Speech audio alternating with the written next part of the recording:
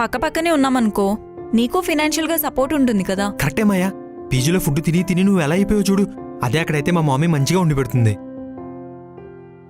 కానీ నువ్వు ఆలోచించే మాట్లాడుతున్నావా? హా, ఎందుకు? పక్కా కదా? పక్కా. షూర్. ఎందుకు అలా అడుగుతున్నావు? అంటే నీకు ఓకేనా కాదా అని. ఎలాగో నీ పెళ్ళి నా మీదే కదా డిపెండ్ అయ్యి ఉంది. పెళ్ళా? అదే ఆనంద్, నువ్వే కదా అన్నావు నీ సబ్జెక్ట్స్ క్లియర్ అయ్యే వరకు మీ మమ్మీ నీ పెళ్లి చేయరని. ఐ మీన్ మమ్మీ కరెక్టే అన్నానా? ఆ మాయా, కరెక్ట్గానే చెప్పావు. ఏం లేదు ఆనంద్, మొన్న టెంపుల్లో మాట్లాడిన తర్వాత నాకు కూడా అనిపించింది, డైరెక్ట్గా కాకపోయినా ఇండైరెక్ట్గా నువ్వు డిబార్ అవ్వడానికి నేను కూడా వన్ ఆఫ్ ది రీజన్ అని అనిపించింది. సో నీ సబ్జెక్ట్స్ నా వల్లే కదా పోయింది, నేనే హెల్ప్ చేద్దాం అనుకుంటున్నాను. మాయా, నా మీద నువ్వు కూడా కంప్లైంట్ ఇచ్చావా?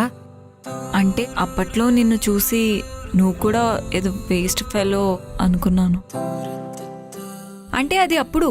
థ్యాంక్స్ మాయా, నైస్, బాగుంది. సరే, ఇప్పుడు హెల్ప్ చేస్తా అంటున్నాను కదా, నీ సబ్జెక్ట్స్ అన్నీ క్లియర్ అయ్యే వరకు నేను అక్కడే ఉంటాను, సరేనా? ఆనంద్, ఓకేనా? సరే, ఇంకేమంటాను.